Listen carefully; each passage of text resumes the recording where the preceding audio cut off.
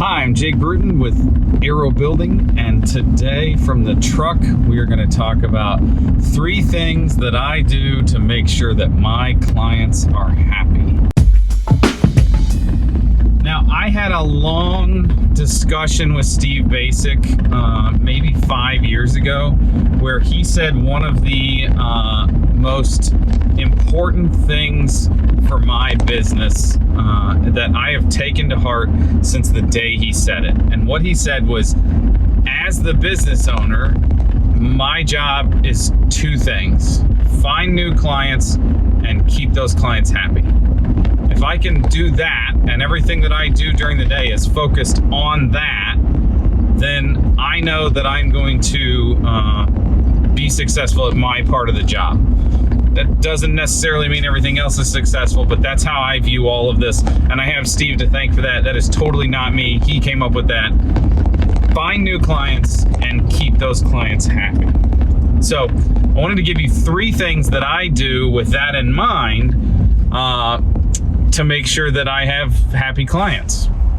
The first thing starts at the beginning of the job. I'm sorting my clients from the beginning. So I am going to start by trying to weed out the clients that aren't the people that I want to work with anyway. So number 1, in my first conversation with the clients, I'm going to talk about budget, and I am going to ask them a ton of questions about the amount of money they want to spend, why they want to spend it, what they want to spend it on. And then I'm going to apply our company philosophy as to what a good client is to every conversation and decide whether or not it's someone that I want to work with. Well, our company policy is 2 things. Number 1, does this client have an appropriate budget for what they want, which is what I just said? And number 2 is, do they value what we bring to the table? So chances are, if the client is one of those, hey, you know, I need 3 bids, and then I'm going to pick the middle guy, that's not our client. If you're picking just off of price, you're probably not our client. We offer more than other people. That's why we charge more than some other people. Not more than everybody, but some other people. And I'm not the bidder for you if you're looking for lowest price. If you're looking for how much can we cut out of the budget, how many corners can we cut, how many things can we find a way to do cheaper, chances are we are not your contractor. That doesn't mean that I think that we always have to be expensive, or that we are only capable of doing things where we spend the most amount of money budgeted possible on a project. I just mean we have standards. We're not going to go below those standards. And sometimes if you're wanting to compete on price, you know, we would have to ditch some of those standards. So you got to value what we bring to the table. You got to have a budget that is appropriate for what you want. If those 2 things can happen, then you make it past my number 1 thing, which is sorting the clients to find clients that I believe we can have an opportunity to make sure that they're happy. If you don't apply to those, and I don't think I can make you happy, I'm not going to want to work with you, because you're going to tell people that I did a bad job. You're not going to want to pay your final bill. You're not going to hire us back. You're going to be a waste of my time and potentially detrimental to my business. So that's step 1. Step 2 is constant communication. And this communication is start to finish on the project. You know, I'm talking about communication from the first meeting till the closeout meeting, and then a couple times after that. And so in our first meeting, we're being very open and forward with people, talking about the things we just discussed. During the pre-construction phase of the project, we are in contact every other week, if not every week. We're in contact about specific things in specific timelines. We have an organized system of communication that starts that project, where, you know, there's a list of things that I send to people before we even start to build something for them. And then there's a list of things that end up going to that client as the process continues. You know, we may not have paint colors picked out by the time we break ground, but you know that I have a form that says these are all the walls in the house. We need to talk about the paint colors for all these walls. These are all the trim pieces in the house. We need to talk about the paint or stain for these things. I I have everything lined out so that I don't forget to communicate with my clients, which is a huge deal.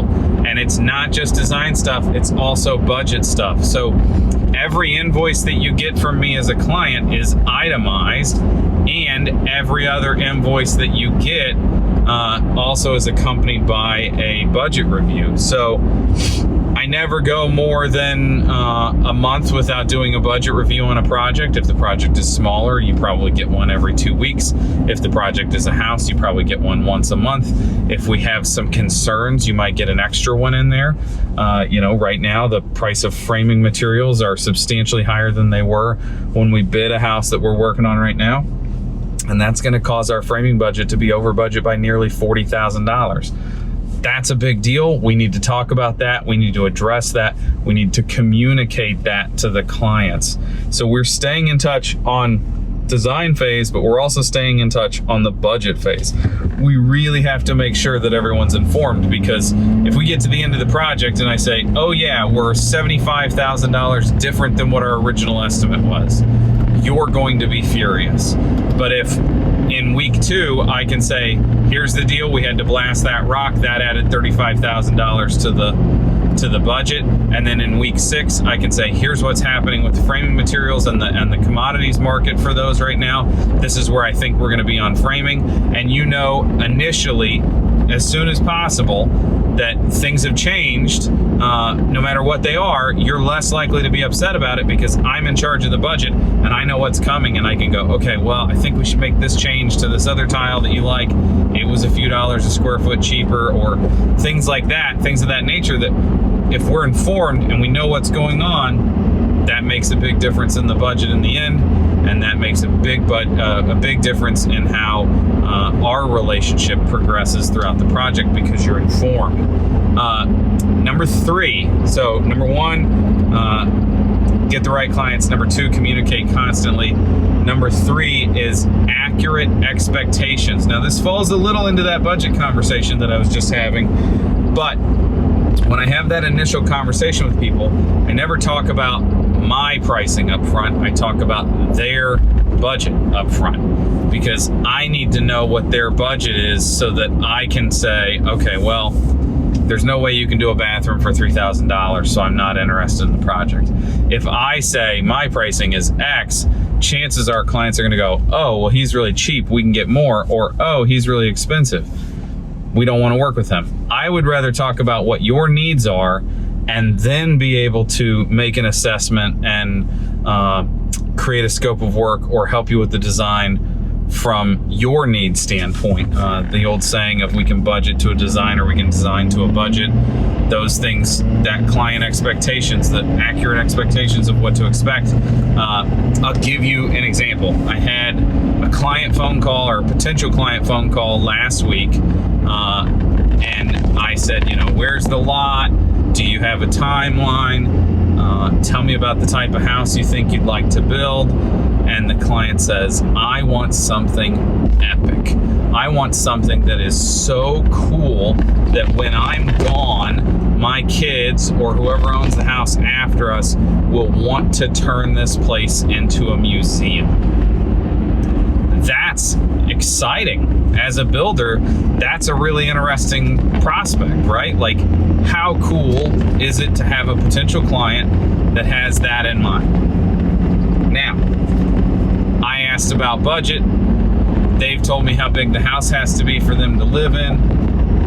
As soon as they tell me budget, I can tell that those clients are probably not going to be interested in working with me, because they're wanting to build an epic house that's worthy of being turned into a museum for $100 a square foot. That's not their fault for not understanding what things cost. No one has educated them. They probably left our client meeting thinking, oh, that guy's overpriced, because they had their own idea. Well, we've done some remodeling, things like that. I did a good job of managing their expectations if they choose to work with our firm. Meaning, I said, you cannot build something that anybody's going to describe as epic for $100 a square foot. Period. So you have to adjust budget or scope of work or lose the word epic. I would love to build you a house that is epic. Unfortunately, that's not happening for $100 a square foot. I cannot build a 6,000 square foot house for $600,000 and it be worth living in and it be comfortable and it last. So I also almost never talk about schedule, and I mean schedule as in my schedule. I do, however, to manage expectations, talk about client timelines. If I need this done for a graduation party, if I need this done because my mother's moving to live with us in May or whatever, I need to know those things up front so that I can manage their expectations as to whether or not we can produce on their timeline. Now, I don't talk about, well, this is what my schedule looks like for the next 6 months, because they're going to choose to not work with me or work with me based off of that. Also, as a side note, to any homeowners or potential clients for any builder that are listening to this, or watching this rather, if someone says we can be there next week or I can be there tomorrow, that means they were sitting at home today. You should question as to why they were sitting at home today. You should be looking for companies that are booked out some timeline. I always tell people, if you want us there on a specific day, I need a year's notice. That's what it takes.